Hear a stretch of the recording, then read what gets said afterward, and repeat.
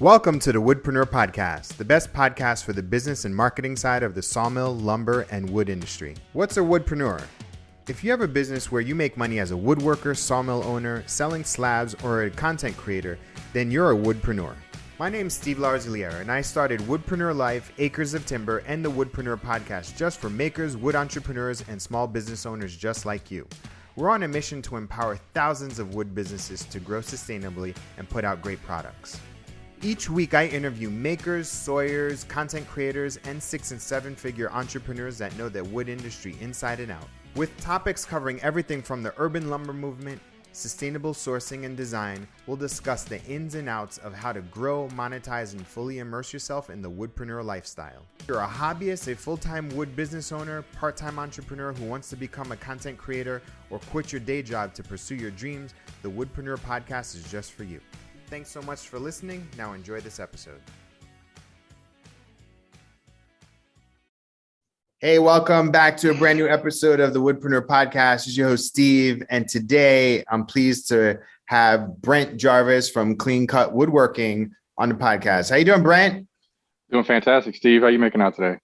I'm great. I'm so happy to have you on. It's not too often that I have manufacturers on manufacturing companies and brands on the podcast. So tell everybody your story. Like, what's your origin story and where are you located? Oh, I'm located down here in New Orleans, and that's kind of a fun place to be as a woodworker. There's not many of us down here. So, yeah. But it all started about, 7-8 years ago, something like that. Just my daughter said she wanted a bed for Christmas, so I built her a bed. Yeah.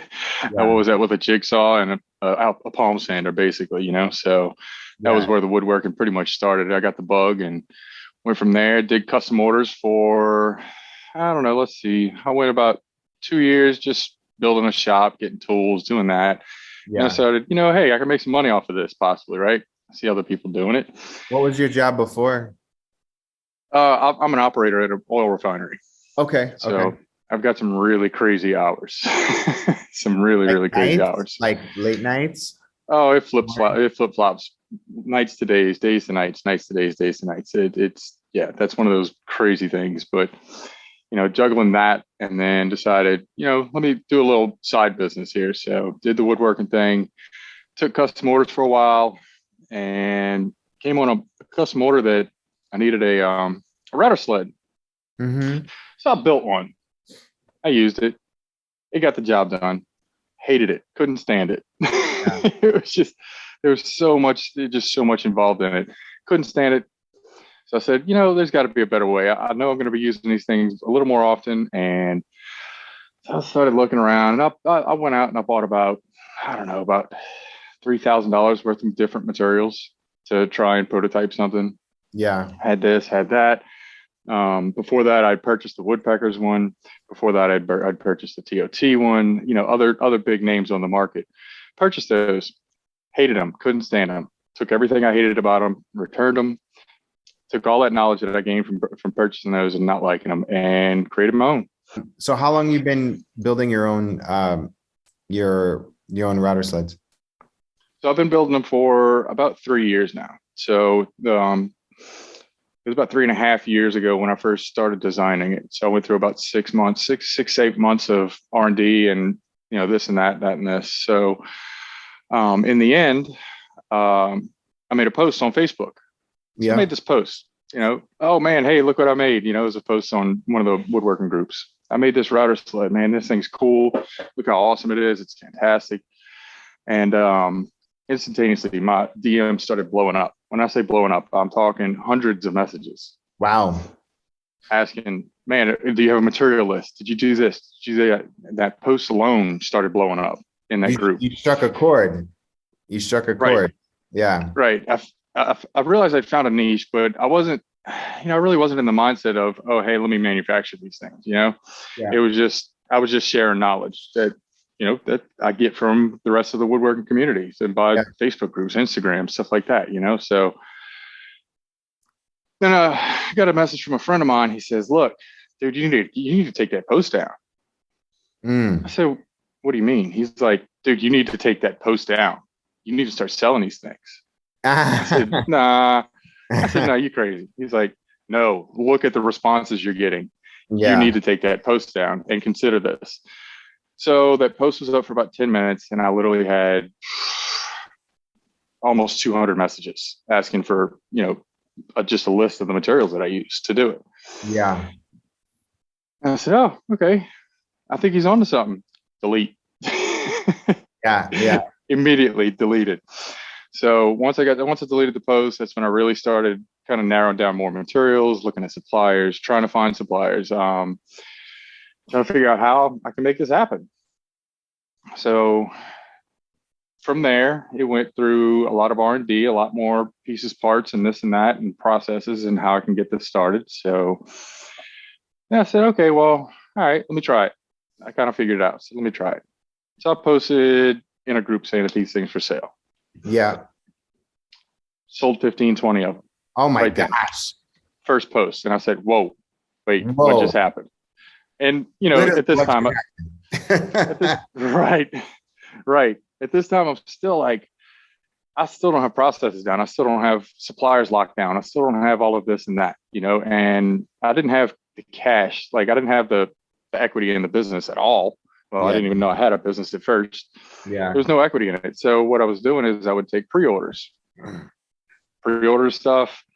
I get it from a certain place here and a certain place there, here and there. And it would take about 2 weeks for it to come in. I'd ship them out. Yeah. It rolled like that. And it rolled like that. And the first year, I wasn't trying at all whatsoever. Yeah. First year was just like, okay, hey, I'll sell 1, I'll sell here, I'll sell 10, I'll 15, this and that. And within that process, I'm noticing that, okay, hey, I'm starting to gain a following, huge following. Yeah. My Instagram kind of took off a little more. There was a huge interest. I found a niche. That's when it really clicked, is when I said, oh, wait, I found a niche. Yeah. So let me get serious about this. I reached out. I found more suppliers. I reached out and I found my processes. I figured out how I can make this happen. And at this point in time, I told myself, I said, I will not borrow to make this business happen. It's not going to happen. Yeah. I'm not borrowing money. I'm going to cash flow this business, which is hard to say, really hard to say. That's how I roll. I don't borrow money at all. Right. I'm like 100% start from nothing. Exactly. Because then you're not beholden. You're not beholden, right? Like, I mean, listen, it's not like you're building a $50,000 piece of equipment, right? You can cash flow this, right? It's not right. Like, you know what I mean? It's so right. Sometimes it's good to borrow if you have the money there, but not. Yeah, I'm with you. Like, I don't want to borrow. Like, nope. I refuse to borrow money. So, being debt free is a fantastic thing, and I'd like to keep it that way, right? Yeah. And still at this point in time, it was still in an infancy. I'm just doing this as a little side hustle. There's no business involved. So I keep rolling, and year two is when I really kind of buckled down, and I got everything down to a point where I can manage it. Yeah. Right. And that's when a point I said, things started kind of slowing down without any kind of advertising, with just, Facebook and Instagram social media pages, and just, make a post here, make a post there. And then all of a sudden I started getting a lot of kickback from people saying, oh, well, you can get this, you can buy this here, you can buy this there. And other people copycat the product. Stuff. Yeah. They nitpick, and they're like, right. And then they're like low-key salty that they didn't come up with the same idea because they know how to build it. Oh, there's no low-key involved in it, the saltiness is real in woodworking sometimes, right? Oh, like, it gets pretty bad. So, I mean, of course, with anything else, it's really hard to sell to makers. Yeah. Selling to makers, selling a product for makers by a maker is really hard. Because it's something that now that I noticed that it actually, my router sleds have projected like people's businesses. They build their businesses around this product now. So cool. That's so cool. And it's fantastic. And from the first year to the second year, I doubled my sales. Nice. And then from the second year, about halfway through, about June-ish, the second year selling them is when I kind of really said, okay, hey, let's go for this. And started doing, Instagram ads, Facebook ads, and this and that. Things blew up. And then I started noticing that I can turn it off. I turn those ads off and I can slow back. I turn those ads back on and I can sell whatever I want. The business just comes. It's insane what social media can do for you. And then the third year, I just finished up doing the numbers the other night, and I'm extremely humbled at where this has gone and where this is going to go. This router sled thing has just gone through the roof. So I've interviewed people in the past that have like come up with like, a little bit of like a product, you know what I mean? And sometimes, there's so many different ways to make money in the woodpreneur realm, in the woodworking wood industry. It's like you could sell to the end consumer, right? You could sell tables, you could sell raw lumber and, dried lumber, like green lumber, dried lumber, or you can make a tool that services. And the best part about having a tool is that like it really taps into this whole other skill set and this whole other knowledge base that you didn't even know existed, right? Like I remember one time we were on DM one time. I was like, "What's your challenge?" And you're like, "Manufacturers and steel and this and it." Like, there was, you're talking about talk about what you had to learn in the process of creating basically a manufacturing company. Well, first off, I didn't realize I was a manufacturing company until about a year ago. Like physically actually said, oh, wait, I am a tool manufacturer. I'm no longer a woodworker. Yeah. I wish I could be. I still make things, when I can. But right now, I'm a manufacturer. Yeah. And the main struggle of being a manufacturer, I would have to say, honestly, the absolute main struggle is suppliers. Finding suppliers. Where do you find a supplier? That's the first question that comes to brain. Like, how do you even locate somebody? Are you getting your stuff pre-cut, or are you cutting them? You buying like? So right now, I'm in a process of moving forward, but right from the start, I have found a supplier for, let's say, my crossbars.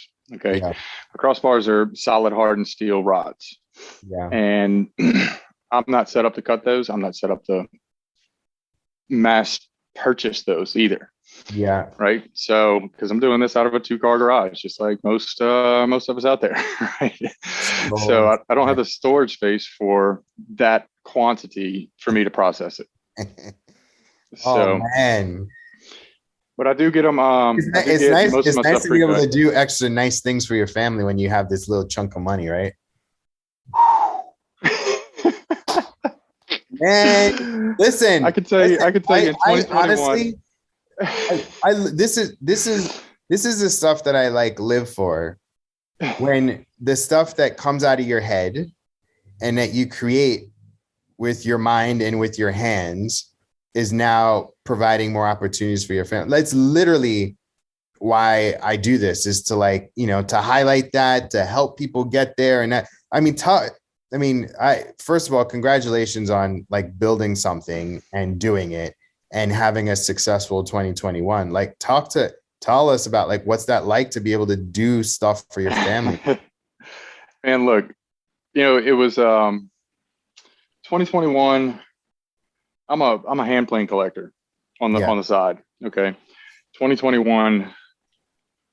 I'm looking around right now, but I've got probably almost 500-600 hand planes laying around. And not once did I have to touch my bank account for any of them. Wow. That was basically where all my money went 2021. There was a small purchase here for the family or there, or vacation or whatever that. Sure. But, no, that wasn't 2021. That was 2020. Yeah. Yeah, that was 2020. Yeah. 2021 turned into, that was when I doubled my sales that year and realized what was going on and how it was going. Most of that went right back into the business. Yeah. Yeah. When I say cash flow, that's creating an inventory. I'm at the point right now where if somebody places an order for one of my standard sizes, I can get it out tomorrow. That's sick. All I have to do is put it together, pack it, and it's out the door, you know? Amazing. And so I've changed all of my Have a good responses. relationship with UPS or FedEx? Ooh, they come by my house every day. Every day. Every day. You got good And neighbors? You got good neighbors? oh yeah, I've got fantastic neighbors. Got fantastic neighbors. Listen, this honestly, that's what I've been kind of like, a lot of my clients and people like, oh, I got neighbors, tired of the noise and this and this and this. So yeah, you gotta deal with it. Before you do anything in a residential area, just tell your neighbors. Don't go after the fact, right? Like right. Nope. They this is in me too, but I really wouldn't care if my neighbors were mad. This is my property. I don't do anything outside of, normal, family business time stuff. So, and that luckily this business, the Larosiliere business really doesn't produce a lot of noise or anything like that. So yeah, I don't care about that. So what's been so you said the suppliers are being the any other challenges when thinking about so main challenges, I guess you can say, if you're going to ask me, what the main challenges are. Number one is juggling the job. Yeah. There's this business has to sustain what my job produces, and that's not going to go away anytime soon. I promise you that. That's just not going to go away. The other one would be, just realizing that I can cash flow this business, but I need to take that money and be responsible with it. Yeah. Right. So the accounting side of things is to me one of the hardest things. Yeah. And then moving forward with that is, and then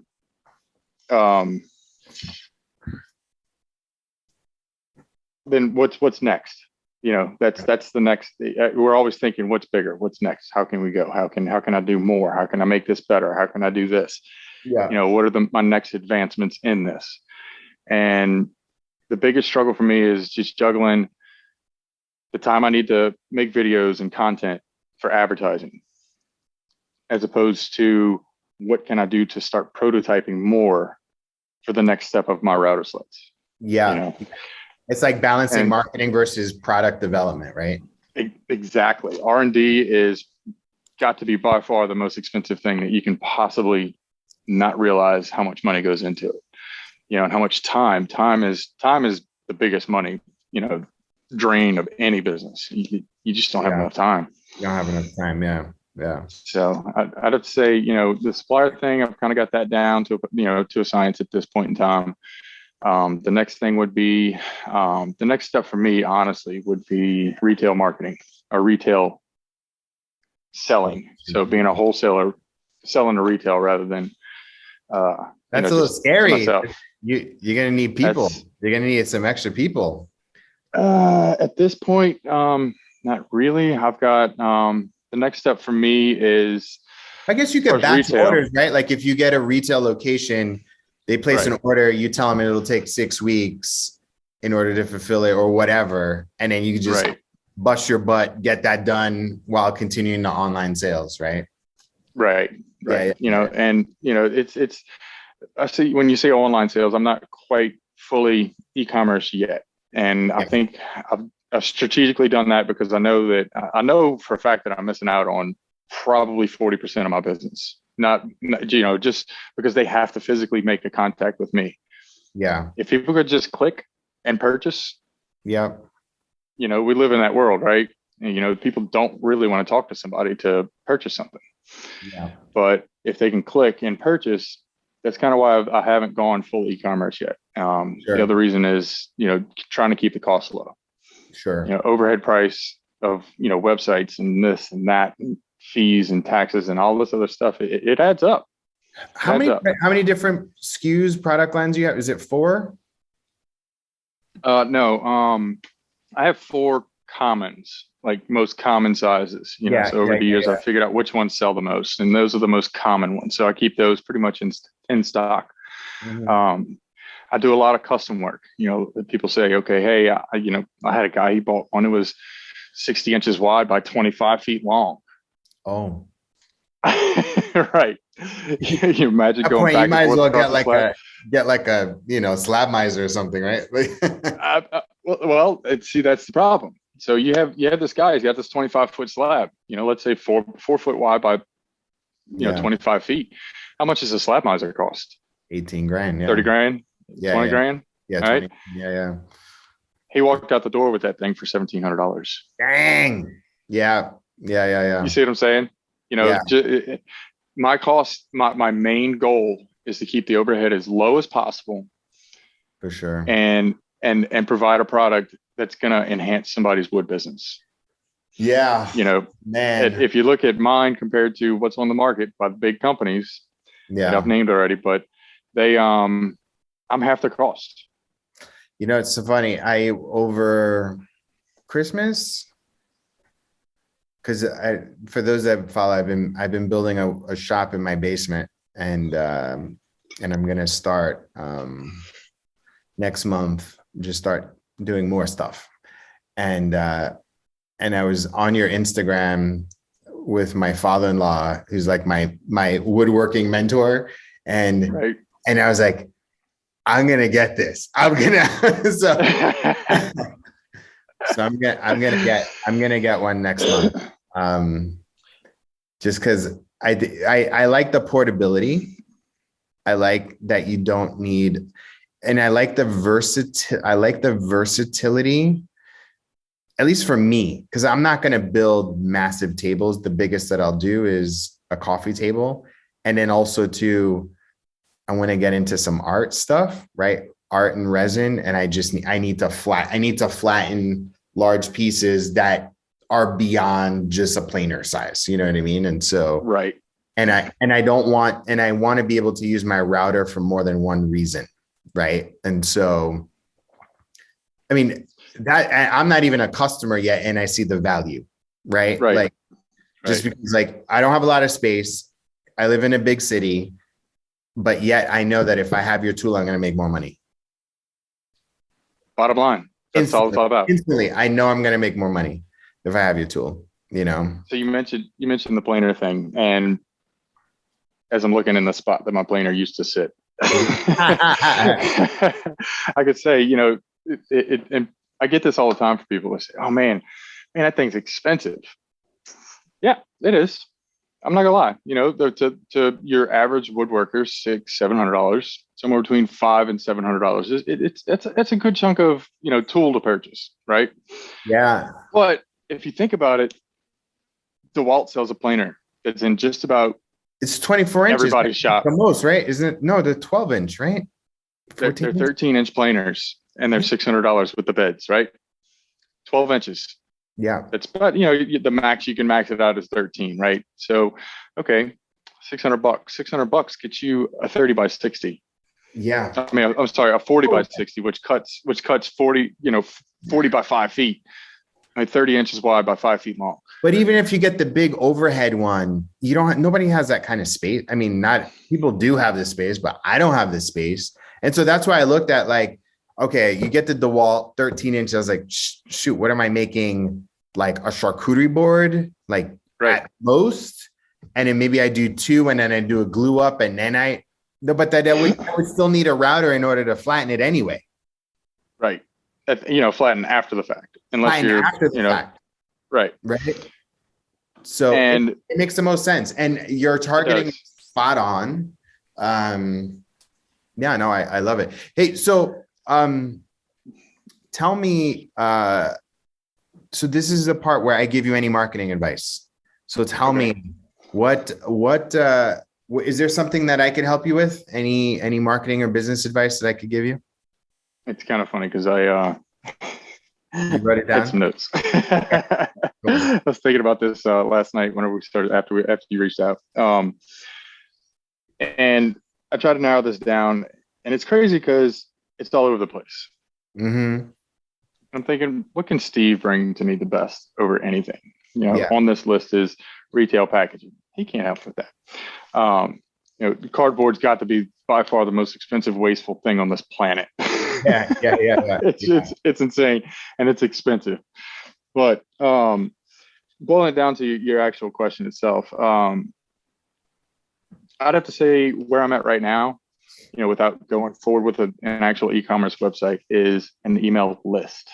Yeah. So I've got over 600 customers worth of emails right now. And where I'm at is I've just finished up final prototyping on the dust collection for this router sled. It was the number one thing that I needed to get done because it just made a mess and people couldn't do it with their doors closed or in their basements. So you connect it to a shop vac? I'm sorry? Will you be able to connect it to a shop vac? Yep, it's got a 2.5-inch port, so you'll be able to do shop vac. You'll be able to do a big dust collector. Sold. That's literally the biggest thing I was trying to figure out because I'm in a basement near my furnace, and I don't want to be doing it during the winter. So you wouldn't want to do it down there at all with the amount of dust it creates. So, but so here I am. I'm expecting by February 1st, I'll have the dust collection in full production. Like that's inventory in my hand and ready to be sold. Great. Because right now it's being manufactured right now. And great. How do I get the word out to these people besides just social media? Because you know how social media works. If you don't interact with that page, you're not going to see that page. Absolutely. You know what I mean? So listen, I give you two strategies. And the first one is get every one of them into an email list and load them into a CRM or a mailing list software and send them an email blast. But I would schedule out them to go out monthly. The best thing about Clean Cut Woodworking and your tools is that it's you. It's not Johnny Woodpecker. It's not Johnny Wood Slab Miser, whatever. It's you. And you have an unfair and a competitive advantage that people can literally reach out to the person that's making their stuff. And so I know that you do, you've done like your Q&As and your lives and that sort of stuff. Lives have super limited reach. The other thing I would do is I would create a Facebook group just for your customers and allow them to communicate and bond with each other. Right. And you can pop in once a week and you can tell them what's what and what you're doing, what have you. If you want, you can pop in and go into the Woodpreneur Life group, right? We have like 800 people in there, right? So that's two things. One is put all of your people into an email list and send them an email, right? Two is to create a Facebook group and dump all of your customers all into there. And so that's a great way to do that. And the third thing is you have 600 people on your email list, and I would upload them. I know, you know what, we talked about this, but you didn't like the ad manager. You can create a custom audience of your people and retarget them. And you can actually just say, and it'll hit them directly on Facebook and Instagram. And you could make a post and say, hey, customers, right? This is what I'm doing. And it'll go directly and only to them. And then the best part about that is you can create when you want to go wider, you can create a lookalike audience of those 600 people and then retarget those when you're ready. So those are three things. Get a customer list. Get at this point, before e-commerce, like how long before you're going to start doing e-commerce? Honestly, I think retail is going to come before then. Okay. So retail partners and doing basically custom work warrants a CRM. You need a CRM, right? If you want, we can talk about the Acres CRM and I could show you do a whole demo on how it's going to make your whole life easier, even in terms of production and keeping track of your production as well. Because it's essentially a project management system for woodworkers.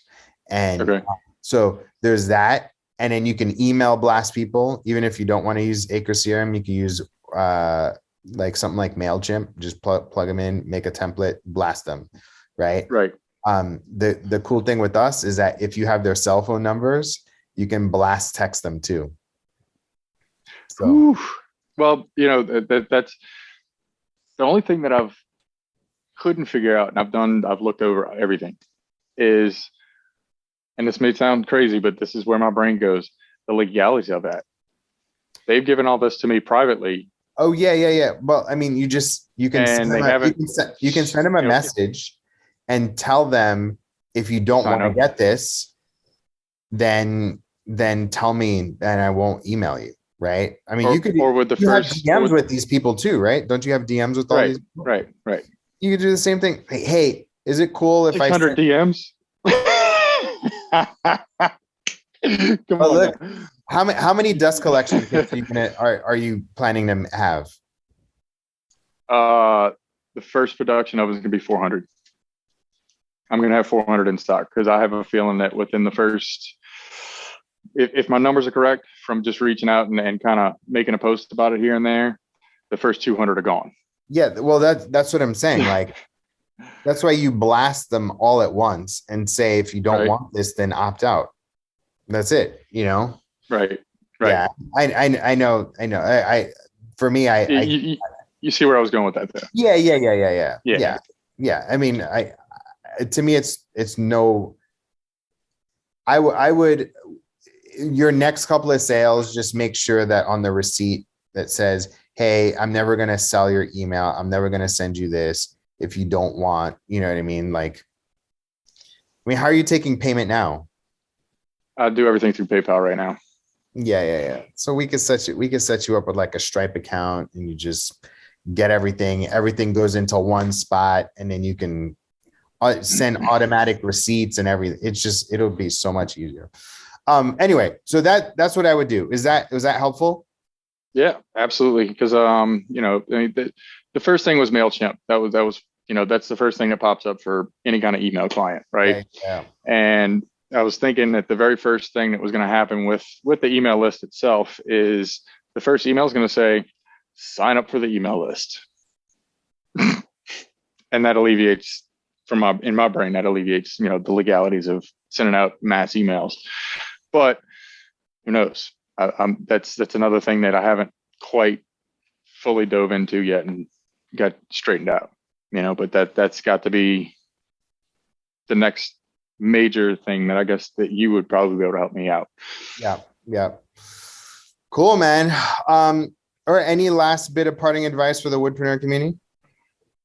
If you have an idea, don't let the world get in the way of it. Do it. Don't stop it. Go.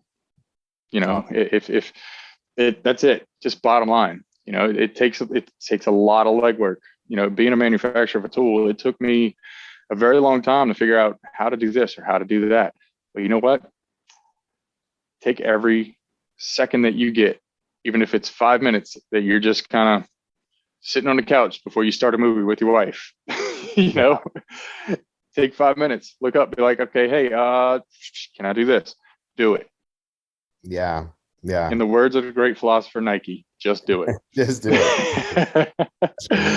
Cool. And how can people get in touch? What's your Instagram website?